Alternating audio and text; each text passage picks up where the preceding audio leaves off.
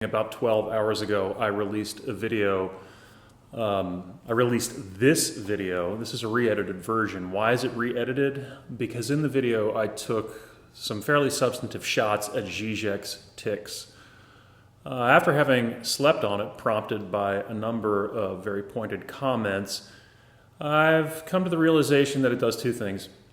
The first is that while my attempts at humor were childish, I think that they are unfair, and for that I would like to sincerely apologize. The second, and maybe the most important thing, is that those segments take the emphasis off of, they nullify what are some fairly substantive points and some fairly substantive fair game bones to pick with Zizek's seeming understanding of art. So I'm choosing to re-edit the video, re-release it, and to admit that that type of humor may have been inappropriate, and for that I apologize.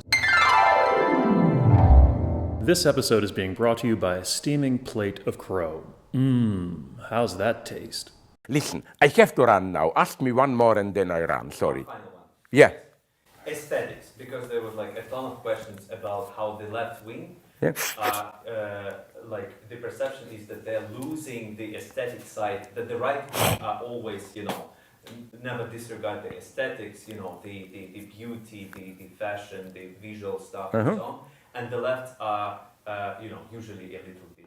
This is a very good question because it's a problem with avant-garde from the very beginning, 100 years ago. Radical avant-garde, and this was all theorized by Theodor Adorno, distrust beauty. Beauty became ideological, a conformist idea.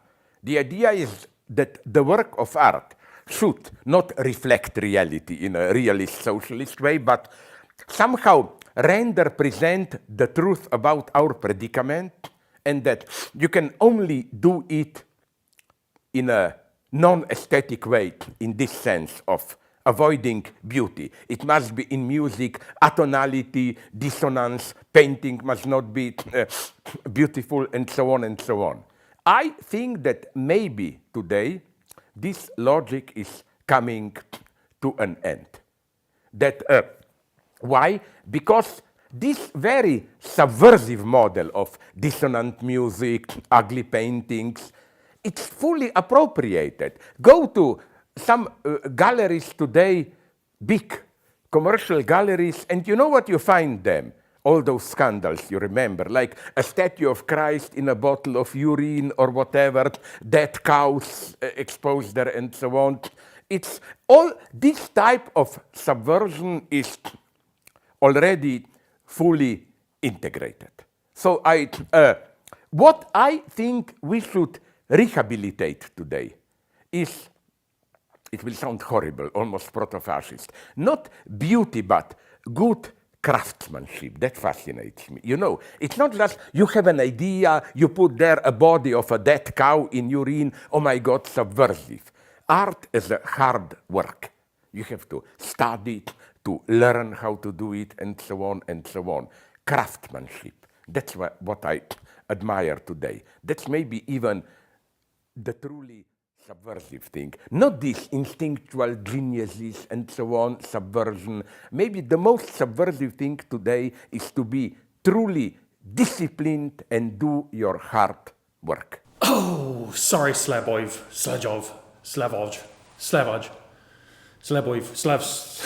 Tlatloy, tlitlet.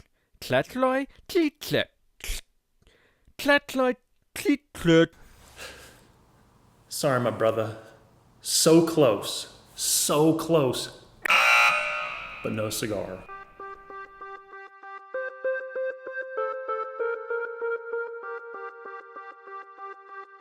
Hey, what's up? My name's Miracle, and I'm here to help you master your money. That can't be right. Well, as much as I hate to do it, we're gonna have to go to the chalkboard on this one for what Zizek got wrong, the aesthetics edition. So basically, Zizek's argument is that Theodor Adorno suggested that we first should distrust beauty, because beauty has become ideological. Beauty hasn't become ideological. I know college is hard. I went to design school, but I take it you were sleeping during that whole Plato's ion thing. Beauty has always been an ideological act. Truth and beauty, the ideas of truth and beauty linked together, have always been ideological. Plato's fundamental notion of the relationship between truth and beauty is something that has been fundamental, has been absolutely at the core of artistic behavior since the beginning of the concept of the artist.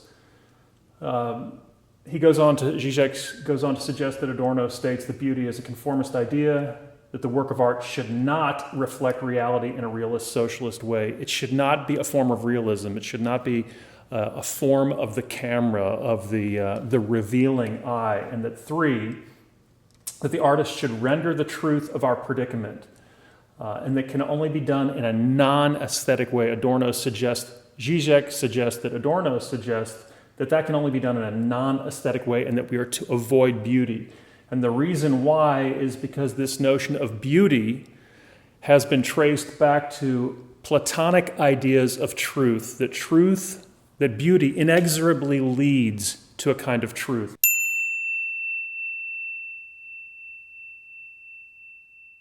Which Adorno is completely against. So this model is at its end because it's fully appropriated, it's fully accepted, and Zizek goes on to state that Damien Hirst sharks, as an example, are an example of this avoiding beauty and working in a non-aesthetic way, which I would completely disagree with. Zizek goes on to suggest that the solution is not beauty but good craftsmanship. And this is where the nuance of this conversation, I think, should take over.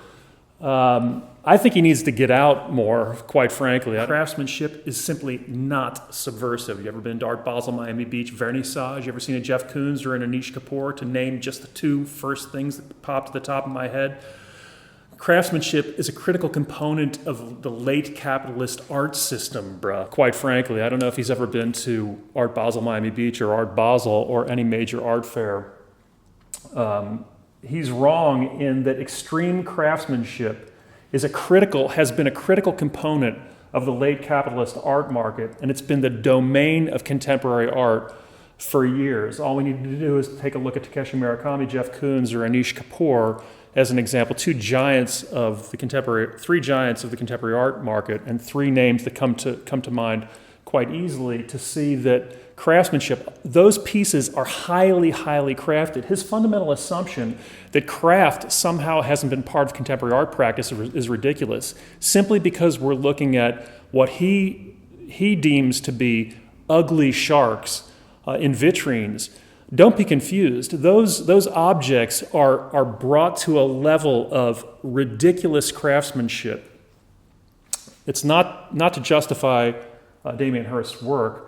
The solution, as I see it, and the primary way that he is wrong, is that as a working definition, craft, and this is admittedly somewhat problematic, but craft can be simplified as a dialogue with materials. Design can be simplified as a dialogue with problems and or utility. And art is a dialogue with ideas. We need to look to Marcel Duchamp for that. And then the solution really is about a holistic reintegration of those three, of craft, design, and art or beauty. So the reintegration of beauty, rather than this fallacious notion that somehow craftsmanship alone has been left out of the art equation. It simply hasn't. It is something where you got to wonder whether Zizek's gotten out at all. So I do agree with the latter part. I completely agree with the latter part of his answer, that discipline and that craft are critical components of making work powerful. And I also agree that beauty itself has come under attack, and that this kind of anti-aesthetic is the operative and the working method of the day. So I agree on those points, But I think that he's missing a major component of the equation, which is this notion that craftsmanship, that extreme craftsmanship, that craftsmanship itself is enough to salvage the artistic program. It's more a part of contemporary art practice now than at almost any given point, and that has a lot to do with the art market.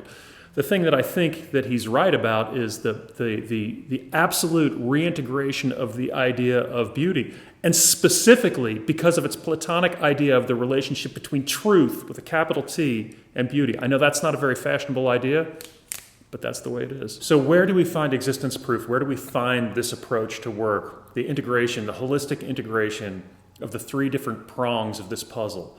Well, quite frankly, I see it all around me. I see it in my studio. I see it right here. And here.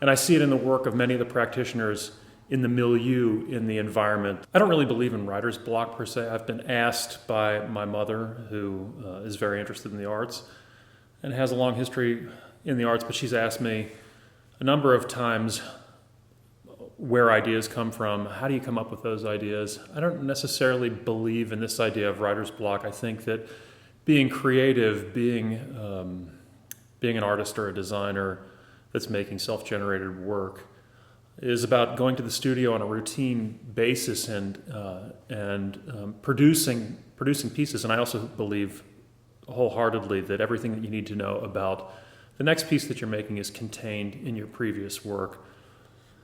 Anyway, having said that, the last YouTube video that I made was about a month and a half ago, and quite frankly, I began to think very deeply about what the nature of this station, this channel is, and somehow found myself, not with my other work, but with regard to this YouTube channel, in a kind of I don't know, rut? No.